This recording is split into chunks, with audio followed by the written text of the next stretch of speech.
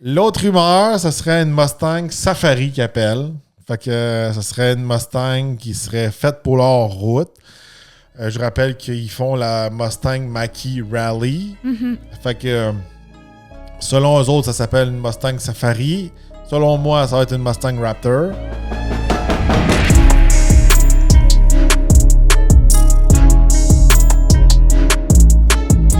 Aujourd'hui au Talk Podcast, on vous parle de rumeurs à propos de la Ford Mustang.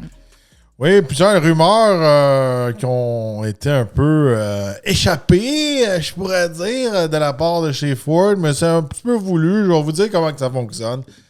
À chaque année, au moins une fois par année, en tout cas, ça dépend, là, Ford a comme des conventions, des meetings avec ses dealers, tous ses plus gros dealers, là. Pas nécessairement le dealer de votre ville là, au Québec, là, mais tu sais, ça dépend. Des fois, ça dépend de leur performance. Je connais pas leur truc de sélection, mais tu sais, c'est sûr que plus tu vends, plus que tu as de chance d'être invité là. Fait qu'ils invitent là une place. Je vous dis comment ça marche là, en général. Puis là, ils montrent un peu qu'est-ce qui s'en vient. Ouais. Pour exciter les concessionnaires, comme des fois, puis tu as des vieux produits d'affaires-là, ils les excitent avec des nouveaux produits, ils leur expliquent plein de choses pendant ces meetings-là. Puis, quand ils montrent des futurs produits que les gens n'ont pas le droit d'en parler, mais quand ils montrent aux concessionnaires, ça finit tout le temps que les concessionnaires finissent par en parler. Oui. OK? Ça leak. Je vous dirais qu'en général, les concessionnaires, ils savent pas ce qui s'en vient dans le futur. Ils sont pas à l'affût comme quelqu'un qui travaille chez Ford USA, Ford Canada. Mm-hmm. Même des fois, il y a des gens de chez Ford Canada, ils savent pas qu'est-ce qui se passe, qu'est-ce que le monde chez Ford USA savent. Ouais. Puis ils ont des contrats, ils peuvent perdre leur job. S'ils prennent des photos ou ils laissent leaker des informations, ils peuvent perdre leur job. Quand ils font le fameux meeting avec les dealers, on peut s'attendre qu'il y a tout le temps des leaks. Il y avait déjà eu des photos qui sont prises dans le passé, des affaires-là. Mais c'est comme voulu. Ouais, c'est comme... Ils s'en attendent. Je te donne un scoop, mais parle-en pas. Parce que quand ils veulent vraiment pas qu'on en parle, tu sais, mettons comme nous, ils nous donnent des nouvelles ou quoi, on a un embargo, c'est comme... Ouais. T'es bloqué de Ford si t'en parles avant. Ouais, c'est ça. Mais j'ai fait juste plus t'envoyer une nouvelle. Puis à cette heure, souvent, ils nous envoient... Des fois, il n'y a même pas d'embargo sur certaines informations. Puis d'autres fois, ils envoient des informations tellement à la dernière minute que s'il y a un leak qu'on appelle, là, une fuite, c'est pas la fin du monde. T'sais. Mais on a vu d'autres cas dans le passé qu'il y a des gens qui ont perdu leur job. Ouais, il y a des têtes qui ont tombé dans le passé. Fait que les rumeurs, je vais vous le dire, on a 3 rumeurs, 3 nouvelles Mustang. Fait que c'est assez excitant si c'est un fan de Mustang. Au Talk Podcast, on se le cachera pas, on parle souvent de Mustang. On parle presque à toutes les semaines. Mais bon, regardez, on appelle ça une sub-brand en anglais qui me tient à cœur. Puis que je sais que depuis longtemps, Ford, ils veulent développer... je pense que c'est ça le plan, là. Qu'est-ce que j'ai déjà vu dans le passé. Des fois, les plans du passé, avec le futur, ils se modifient, mais des fois, ils restent là. Eux autres, il y avait comme Ford Ice, là, c'est Ford à l'essence, puis à Ford, il y avait E-Ford, ça, c'est des véhicules électriques. Mm-hmm. Puis ils voulaient créer 2 sub-brands qui étaient Mustang puis Bronco. Puis même là, il y avait même des propositions de faire des showrooms Bronco, puis des showrooms Mustang, puis tu vas même acheter du linge, puis tout le kit, puis ça allait tout avec le brand. Ah ouais. Okay? Puis dans ces brands-là, t'as comme un sub-brand qui est Raptor. Ouais. OK? Ah, les gars. Fait que là, la rumeur c'est que selon les dires des dealers qui ont eu le meeting, la fameuse Mustang 4 portes qu'on vous avait déjà parlé dans un autre épisode s'en vient. Puis là, moi, plus que j'ai réfléchi, plus que ça fait du sens. Surtout, qu'est-ce qu'on voit qui se passe chez Stellantis qui amène le Charger 4 portes. Ouais. Puis qu'est-ce que je m'ai fait dire? Côté flotte, côté commercial, les policiers, en général, ils n'aiment pas l'Explorer. Fait qu'il y en a beaucoup qui veulent revenir à un auto, mais qui soit comme agile, qui soit all-wheel drive. Puis les gars aimaient beaucoup les Chargers. Là, c'est... c'est Charger. C'est ça. Parce que je veux pas mélanger les affaires. Parce que là, tu peux avoir un Charger Daytona 2 portes, puis tu peux avoir un Charger 4 portes. Ouais. Avant, le Charger, t'as 4 portes, puis t'as le Challenger qui t'a 2 portes. Je viens de mettre ça au Là, c'est clair, tout rendu mélangé. C'est pour ça que je me recheck moi-même dans ma tête. Il Là. se repogne en 2 minutes, ouais. Fait que là, s'il y a une espèce d'engouement côté peut-être flotte, ces choses-là, peut-être que ça vaut la peine pour Ford d'amener quelque chose que les gens peut-être ils considéreraient acheter, puis peut-être vendre aussi en même temps des flottes, puis faire un auto de police, Mustang, peut-être que ça ferait du sens, un 4 portes, all-wheel drive, avec un V8 idéalement dans le monde à Jules. C'est ça. Mais Ça ferait du sens. Ça ferait du sens. Peut-être un modèle électrique aussi. Peut-être. À ce qui paraît, selon la rumeur, il s'appellerait la Mustang Mach-4 pour 4 portes. 4 portes. Mach 4. Oui. D'accord. Ah, je trouve ça cool comme nom, là. C'est mieux que Dark Horse. Mais non, mais tu sais, ça rajoute comme la Mach-E, la Mach-4. Tu sais, je trouve... Ça suit la game. Quand j'ai entendu le nom de la rumeur, j'étais comme ça fait du sens. Ça semble véridique. Je suis capable de dire, selon mon expérience, une rumeur qui fait de la merde et une autre qui est pas super. Fait que ça a du sens. Fait que moi, je trouve ça intéressant. C'est comme moi, un Mustang 4 portes m'intéresserait plus qu'un 2 portes parce qu'un 2 portes, ce serait vraiment une bébelle qu'il faudrait que je sorte l'hiver et que je peux pas emmener ma famille avec moi. Là, un 4 portes, si all-wheel drive, je peux emmener moindrement des gens avec moi. Pour ici au Québec, l'hiver, tout ça, ça fait plus de sens. Fait que, tu sais, comme un ancien propriétaire de Mustang peut juste se diriger là-dedans. Qui a upgradé dans la vie et qui veut quelque chose de plus pratique, ça fait du sens. Ouais. Au lieu de juste délaisser la Mustang puis changer de produit, tu sais, comme dans ton cas, c'est ça qu'on a dû faire. Ouais. Parce qu'il n'y avait pas de produit Mustang qui correspondait à nos besoins. Ouais. Mais s'il y avait eu un Mustang 4 portes, t'aurais peut-être gardé une bébelle, tu comprends? Ouais. L'autre rumeur, ce serait une Mustang Safari qu'ils appellent. Fait que ce serait une Mustang qui serait faite pour leur route. Je rappelle qu'ils font la Mustang Mach-E Rally. Mm-hmm. Fait que selon eux autres, ça s'appelle une Mustang Safari. Selon moi, ça va être une Mustang Raptor pour continuer la brand Raptor. Ouais. Ça, c'est une rumeur que j'ai vue depuis longtemps, la fameuse Mustang Raptor. Est-ce qu'ils vont l'appeler Raptor? Est-ce qu'ils vont l'appeler Safari? Est-ce qu'ils vont l'appeler Mustang Rally pour continuer la brand avec la Mach-E? Ça, je ne le sais pas. Mais à voir qu'est-ce qu'ils ont fait avec la Mach-E Rally, je ne vois pas pourquoi ils ne feraient pas ça avec la Mustang. Puis je vais être franc avec vous, là.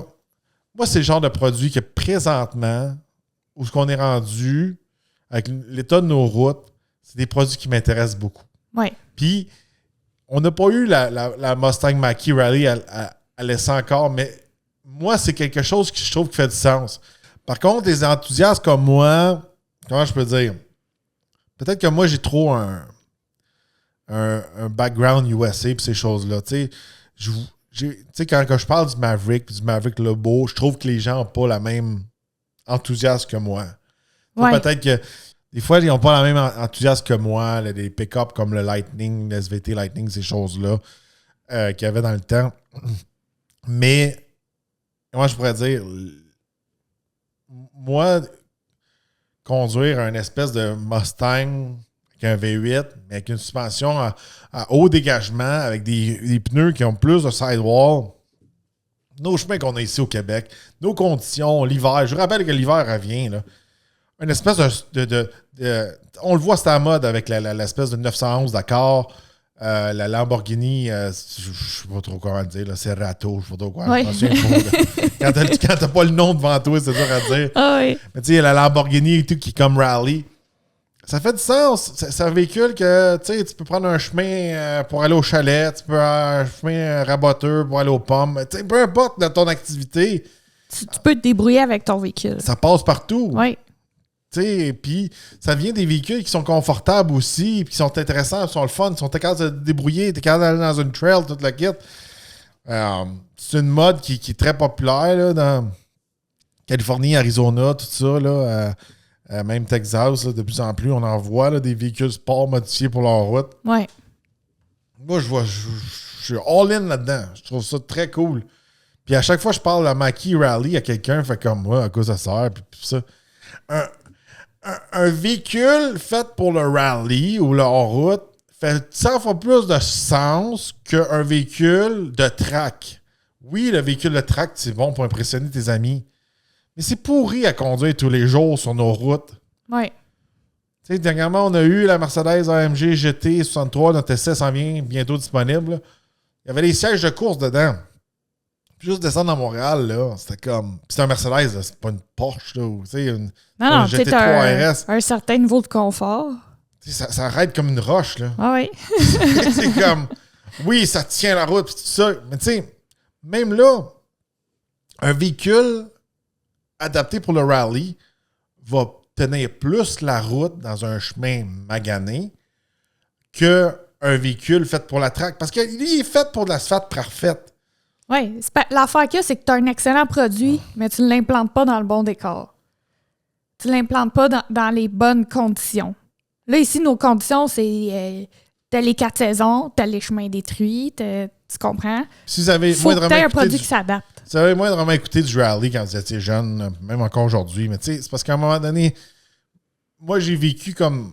On n'avait pas accès à ça à la télévision, mais tu sais, c'était tellement populaire que on avait les fameuses légendes de Subaru puis de Mitsubishi, tout ça, les belles années tout chez Ford, tout ça, dans le rallye. Ou Audi avant ça. C'était des machines de guerre. Puis là, tu avais une étape qui était sur le tarmac, tu as une étape qui était dans la neige, une étape qui était en ci, sur ça. Tu sais, c'était dans des véhicules versatiles puis ultra performants. Oui. Bon, dernière rumeur et non la moindre, là, ils disent que... Ça fait longtemps que je le dis.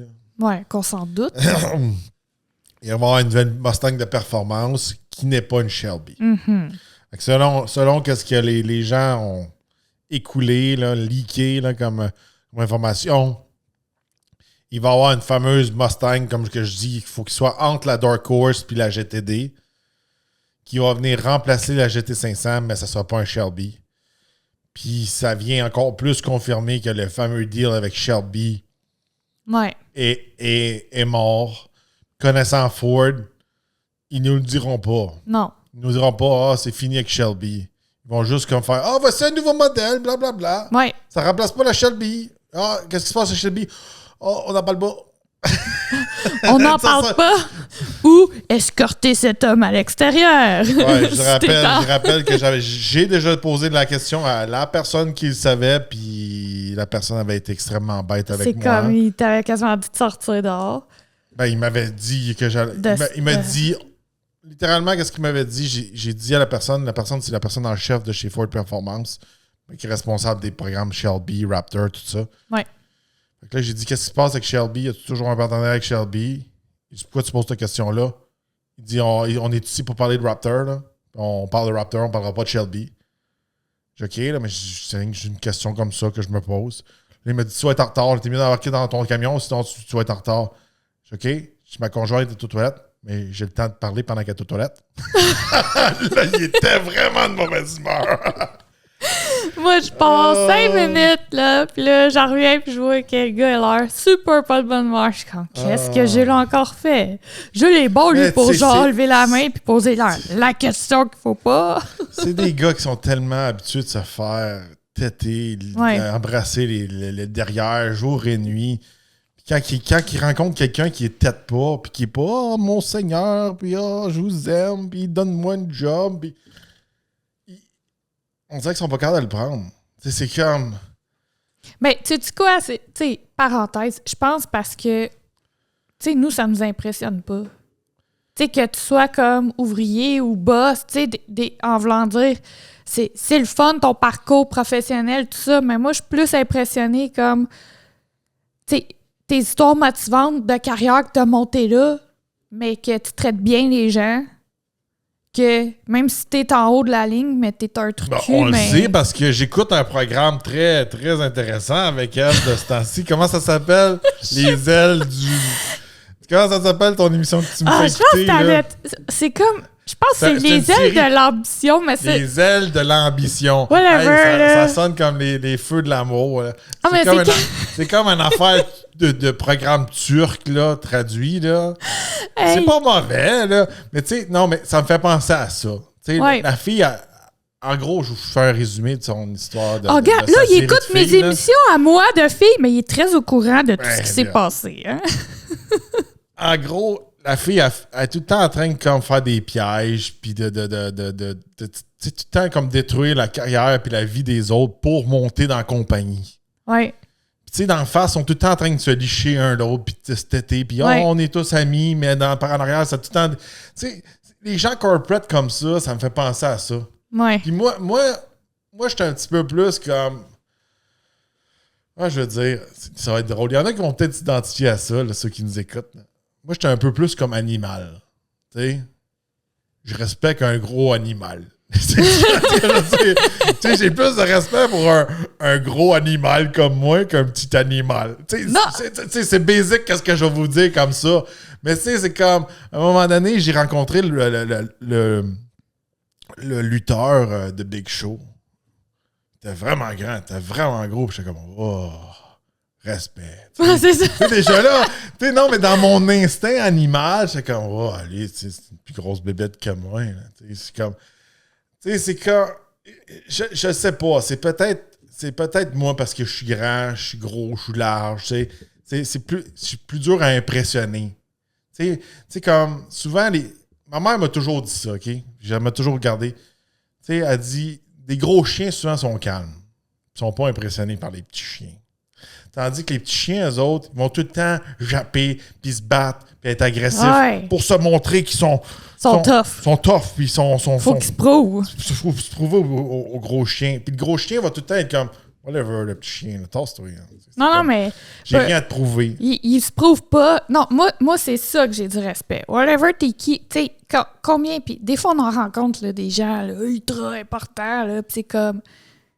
Des fois, t'es assis avec un gars, tu jases avec, puis là, tout le monde est drôle, puis là, tu te rends compte que c'est un super big boss, t'es comme, OK, mais tu sais, le gars est super relax, super fin. Tu sais, ça, j'ai du respect. Puis j'apprécie cette personne-là, tu comprends? Ouais, la personne qui me dit, je peux pas te répondre sur ce sujet-là parce que je peux pas en parler pour l'instant. Mm-hmm. J'ai un respect pour ça. Mais si commence quasiment à m'envoyer me promener, tu sais... Il y a les deux. Celui qui joue à l'innocent, là, qui te remplit de bullshit. Là. Ouais. T'as l'autre qui est comme, qui va être bête, là, qui va pogner les nerfs. Pourquoi t'es pas juste le gars? Tu dis, hey, regarde. Je peux pas en parler. Je comprends que t'es fan, mais je peux vraiment pas en parler de ce sujet-là. Moi, ça, j'ai du respect. C'est un sujet sensible ou whatever. Ouais. Moi, j'ai plus de respect pour ça que quelqu'un qui arrive, puis moi, je fais tel job et j'occupe telle position dans la vie, puis qui traite les autres comme la marche, comme, so what?